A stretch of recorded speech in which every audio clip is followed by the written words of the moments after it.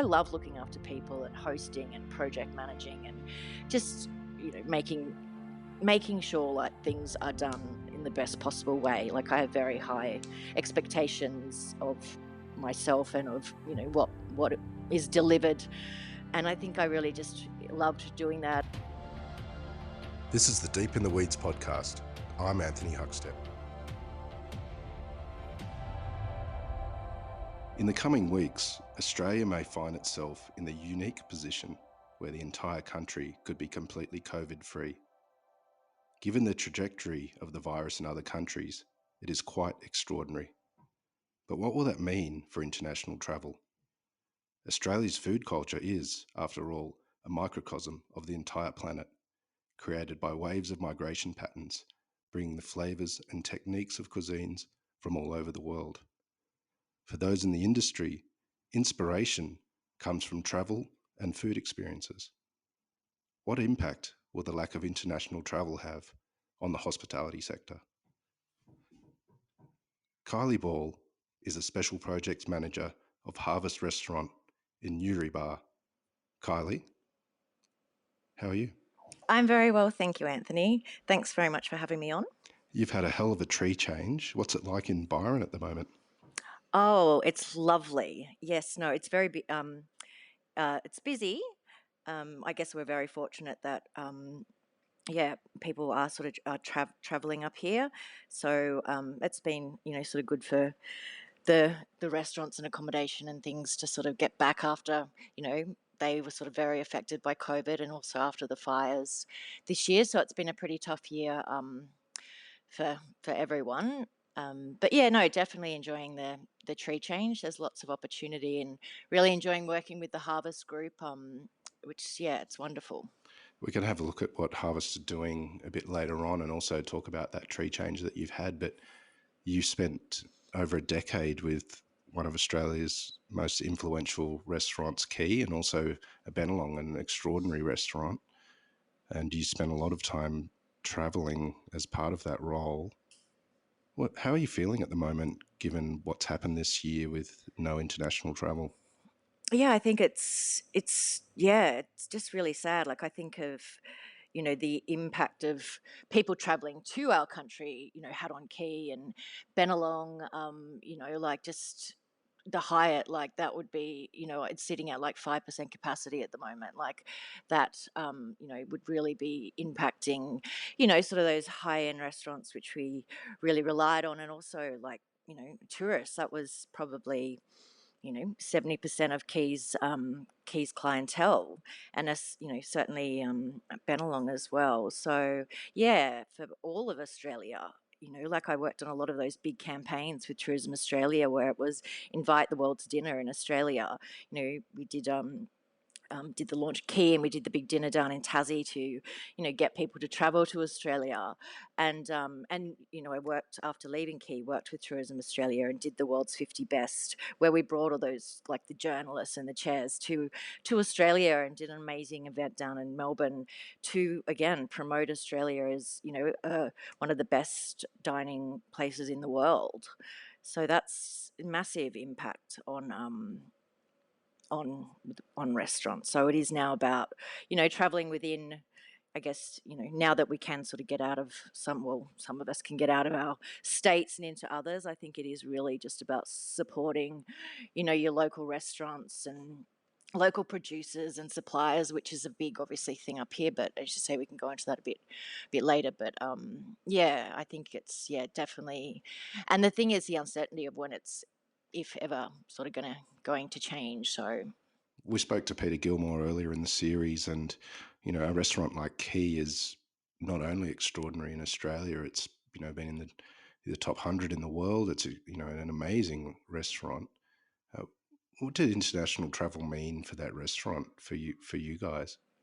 I think that was definitely a really big thing for us, and I, like you said, was very, very fortunate to sort of travel the world with Pete and with John. And for us that was our inspiration. Like we would go to Stockholm or to Copenhagen and New York, and just and have the dine out and just look at what other people are doing in other cultures and cuisines, and just that style of service, and be really inspired. Like Pete did a trip to Spain, and the Andalusia almond and citrus was inspired by a flamenco dress in Spain. And where we're sitting in, a beautiful restaurant in Stockholm, and I think it was Gastrologic, and like the light dimmed at each time you changed course, and we were just really inspired by the way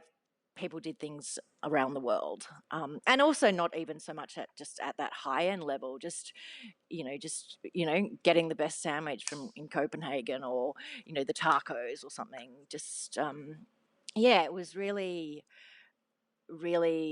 imperative to what we became. And especially for Pete as a chef, and I'm sure most chefs, that inspiration from going to different countries, like it's just, and the knowledge, the education you get, I think that's sort of one of the really, and I had a good sort of think about this after we sort of had our chat, and it's just like, yeah, that education, like I remember Pete coming back going, did you know that there was, this is probably wrong answer, but 55 different types of potatoes or something, like, and then yeah, just really just learning, and opportunity, like even like sommeliers and all that, not being able to travel, to be able to be on the, on the ground in, in Germany in the Riesling plot, or like, just thinking about being in, education comes a lot from actually being on the ground and seeing those regions.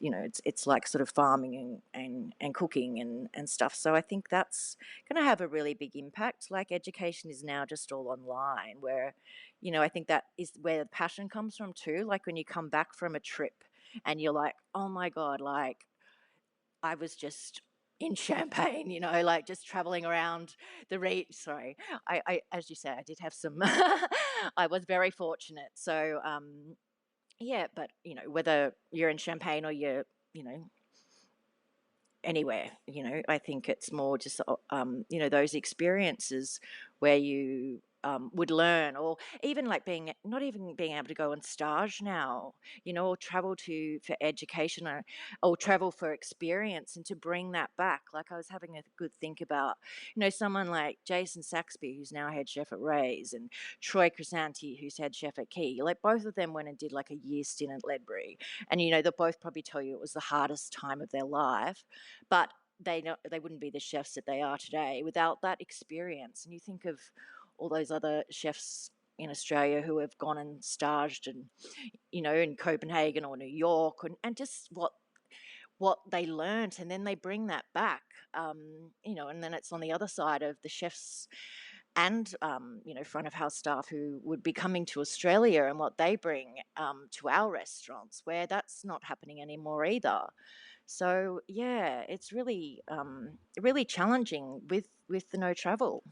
You've got many friends and so many connections all over the globe in the hospitality sector. What's been some of the impact that you've felt directly with people that you know, and how do you feel about what's going on with restaurants like in the US or the UK or Spain?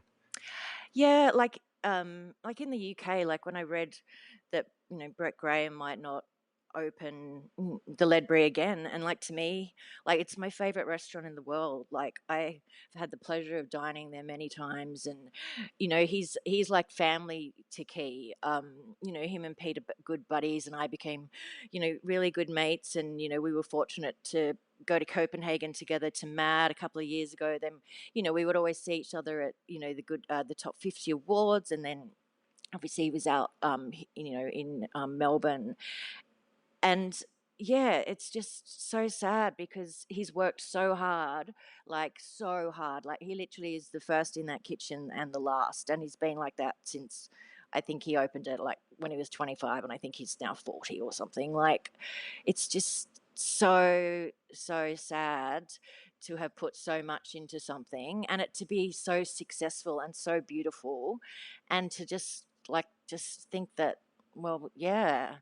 And like I just wonder, like that impact on like him mentally, and all the chefs around, and front of house and people who've closed businesses, like that impact on them, mentally as well. It just must be really, really challenging. And then, New York as well, like just, we always had a very, very close relationship with the 11 Madison guys and Dan Barber, at Bluestone Hills, and another one. Like, you just think, oh my gosh, like, just like, will those restaurants ever be like they were before?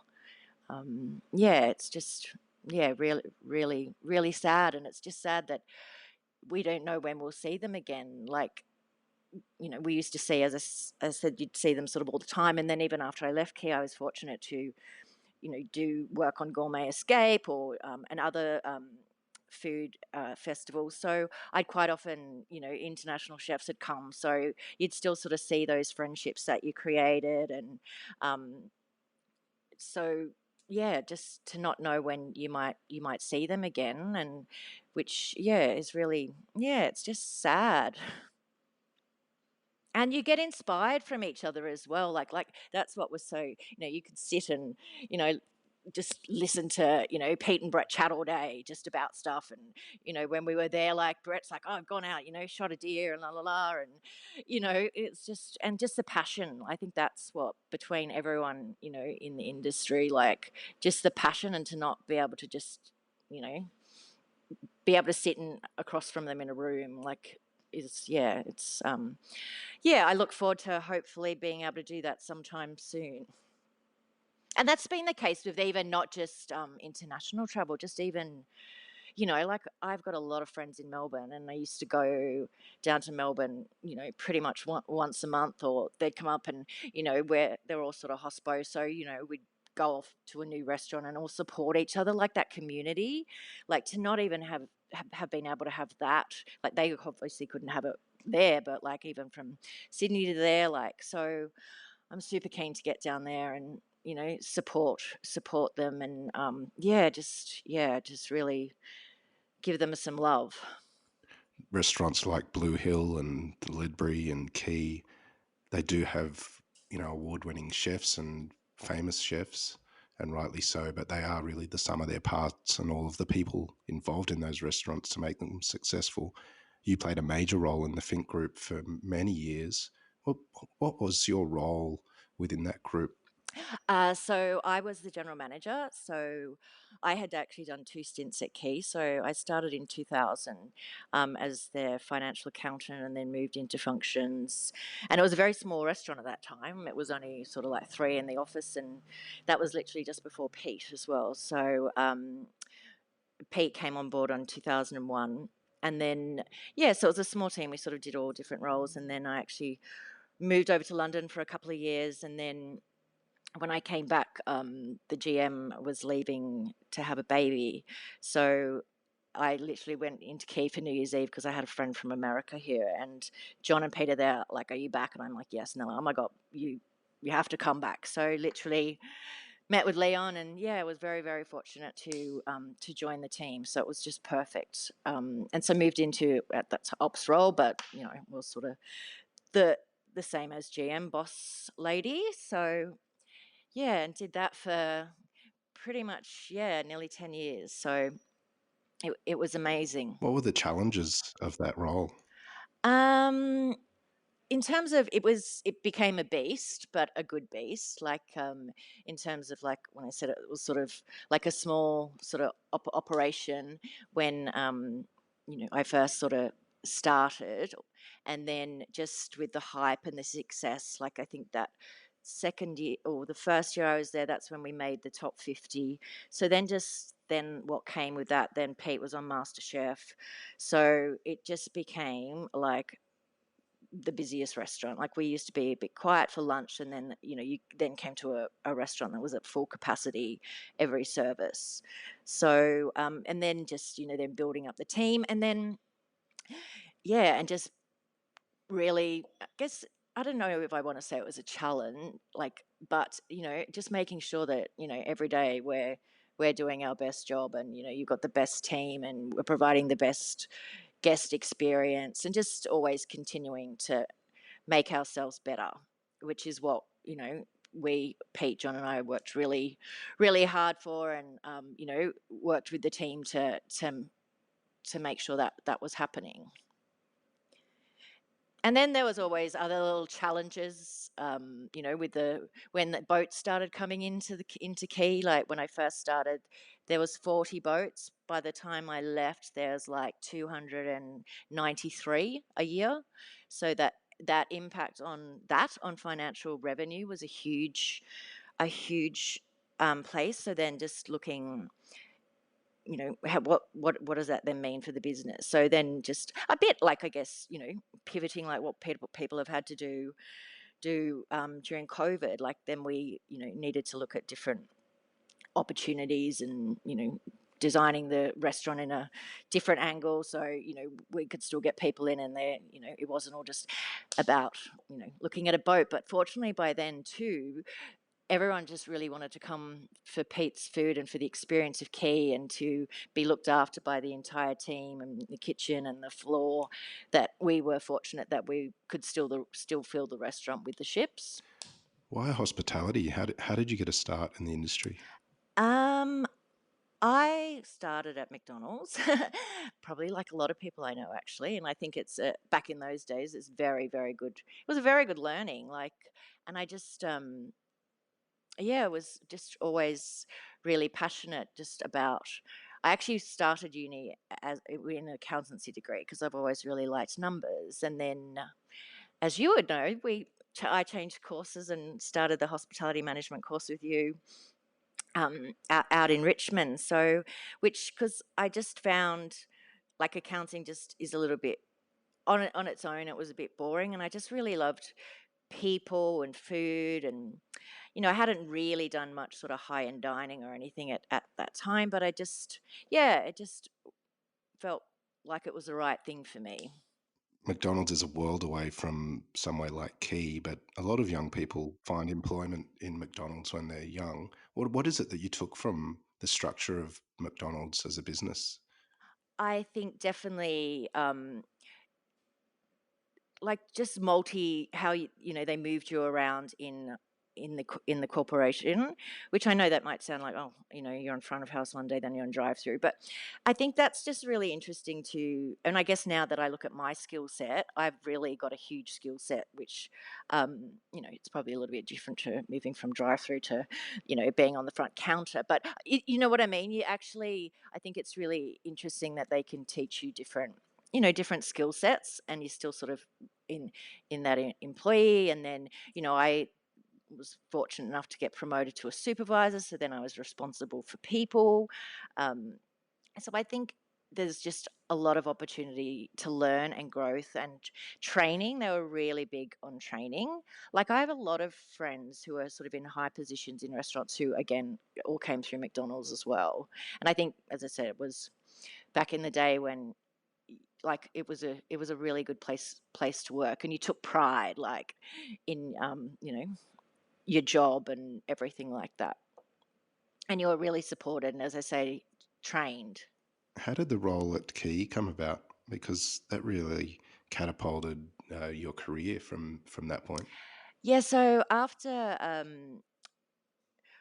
I my first job in hospitality was at a restaurant called Mezzaluna in Potts Point.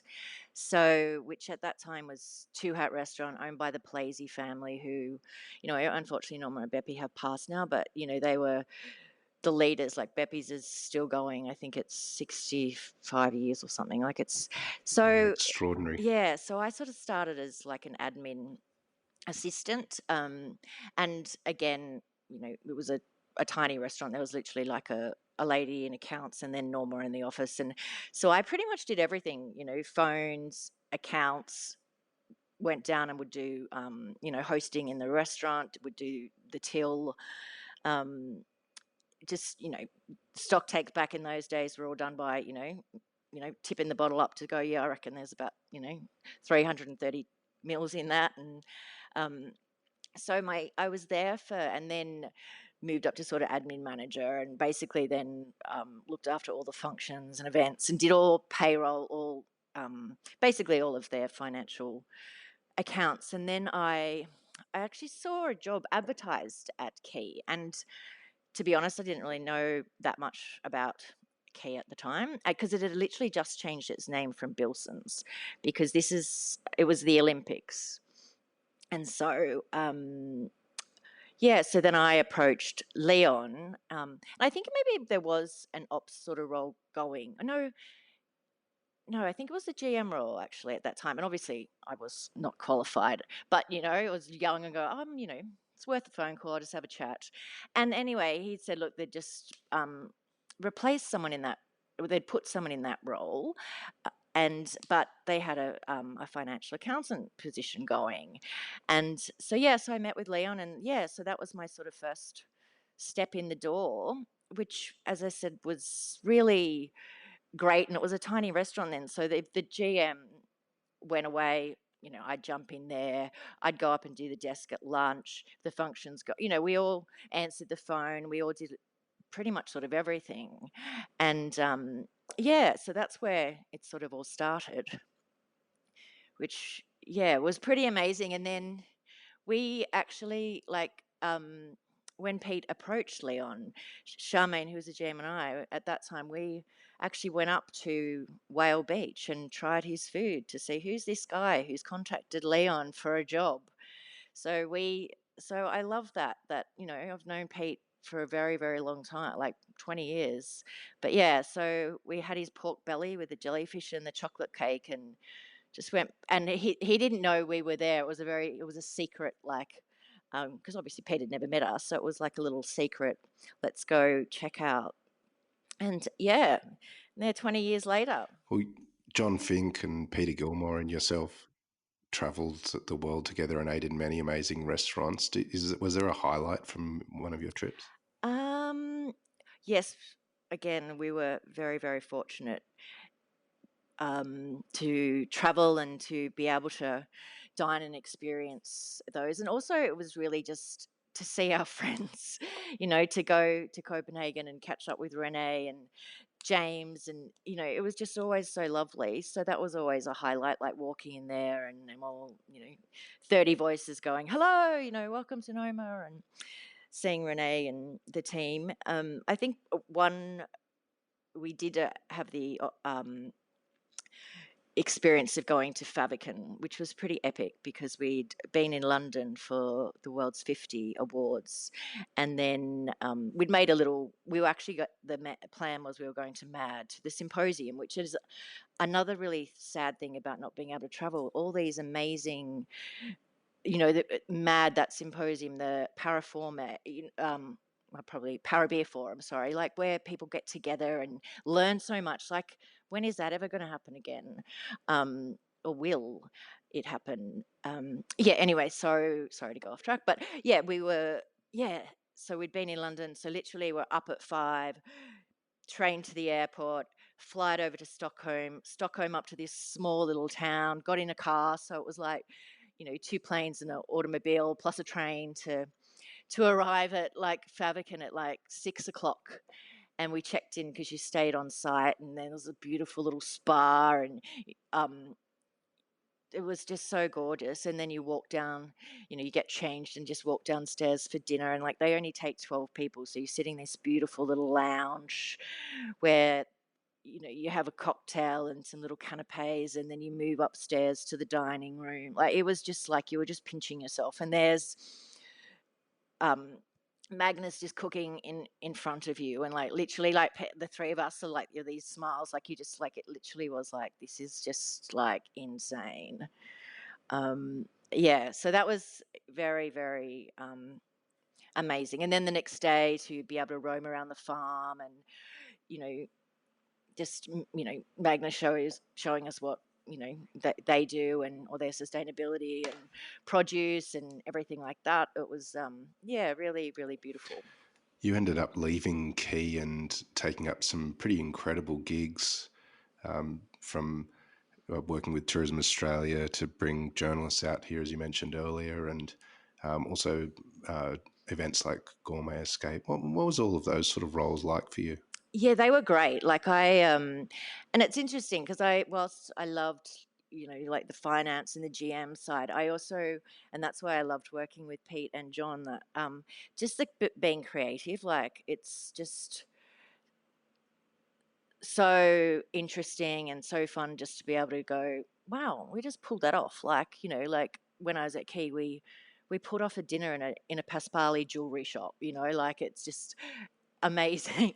Yeah, like just so I think to be able to do, like, obviously the Tourism Australia, like to organize that dinner on the beach with the amazing, like the world's best basically, and just the creativeness of like what does that look like, who are we going to who are we going to approach, like just the theming and just, yeah, I really really love that. And the same with Gourmet Escape as well, just to be able to, like, I love looking after people and hosting and project managing and just making sure like things are done in the best possible way. Like I have very high expectations of myself and of what is delivered, and I think I really just loved doing that and loved working with the team at IMG, and again the opportunity to do a travel, like to go to WA, and I was fortunate to go there with Pete when I was at Quay. So you sort of just form a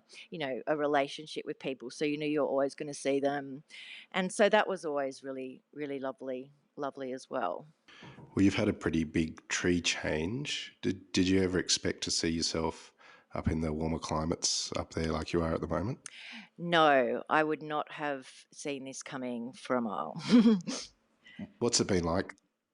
Yeah, it was really good. So just I guess to give you a bit of a background. So just prior to COVID, I had started a new role in Sydney, and it was a restaurant in the city and one at Double Bay. And then obviously as soon as COVID hit, the city closed, and I just knew it wasn't going to reopen, and just there wasn't really that position for me there anymore. And Tristan had already sort of been in contact with me. Through Pete actually, because he was sort of looking to build his team up here, and I just sort of said, look, I'd taken on a new role. But once I sort of moved on from that, I just contacted Tristan, and yeah, just came up and met him and was just really inspired by him and the opportunity and the growth. And so yeah, I came up and did like a month's sort of working here, and in that time, Alex, who used to be at Pillow, was the restaurant manager for 10 years, has come up. Dave Moyle, there was already an amazing, team here of people, Sam the som, Santi the chef, and Kelsey the assistant, and Sam in events, like so. And we keep getting a lot of people coming up from Sydney and not Melbourne. Hopefully they might now.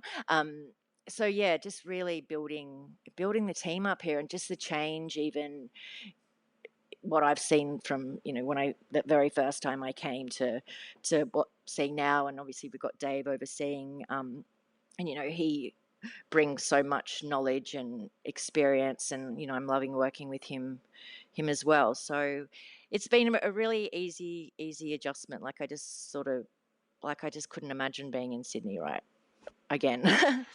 What's this period of time been like for you? You've built up this career in extraordinary restaurants and travelled the world. How do you feel about the industry, and have you changed this year because of what's happened?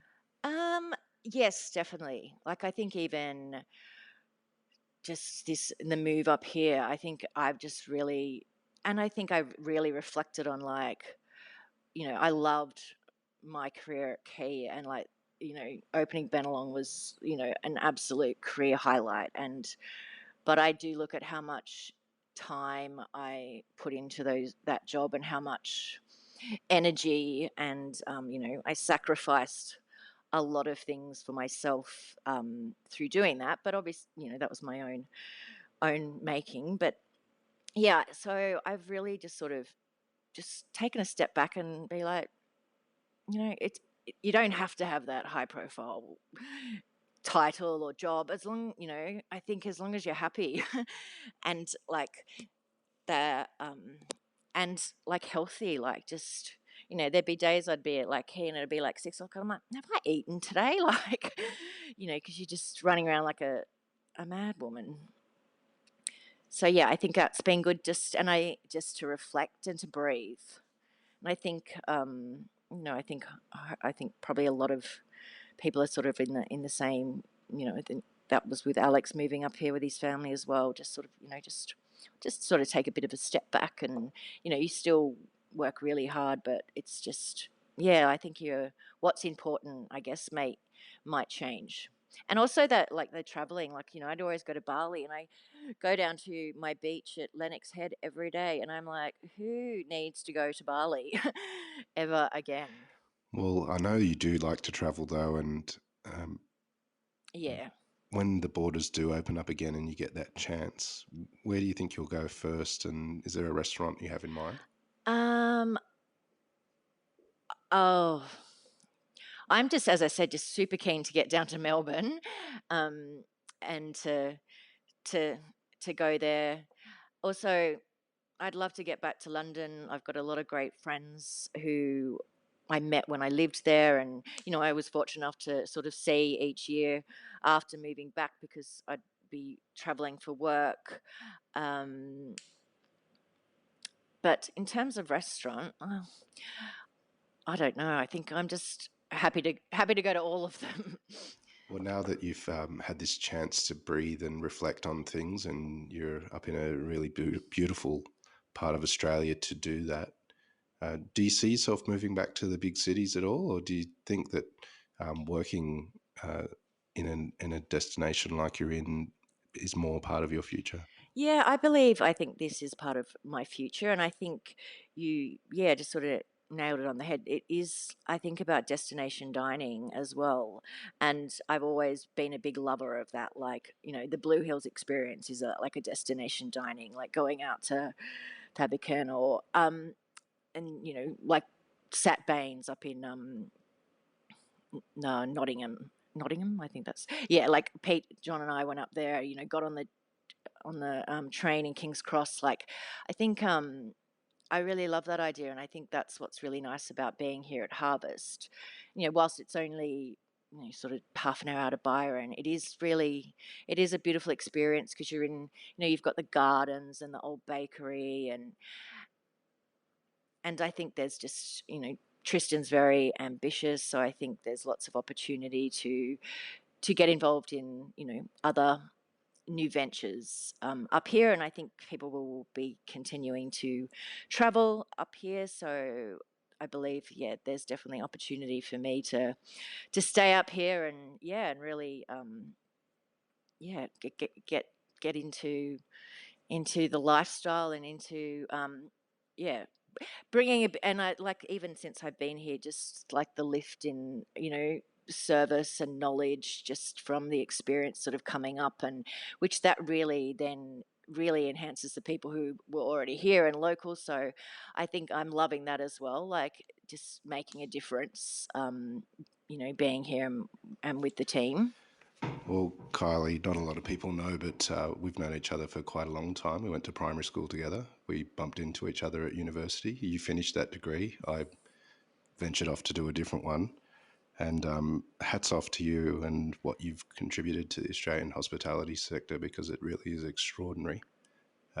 We've loved having you on Deep in the Weeds. Thank you. And hopefully we can share a drink again soon, and keep in touch. Yeah, I'd absolutely love that. Thank you so much. This is the Deep in the Weeds podcast. I'm Anthony Huckstep. Stay tuned as we share the stories of Australia's hospo community, suppliers and producers in search of hope during this pandemic. Special thanks to executive producer Rob Locke for making this all happen. Follow us on Instagram at Deep in the Weeds Podcast, or email us at podcast@deepintheweeds.com.au. Stay safe and be well.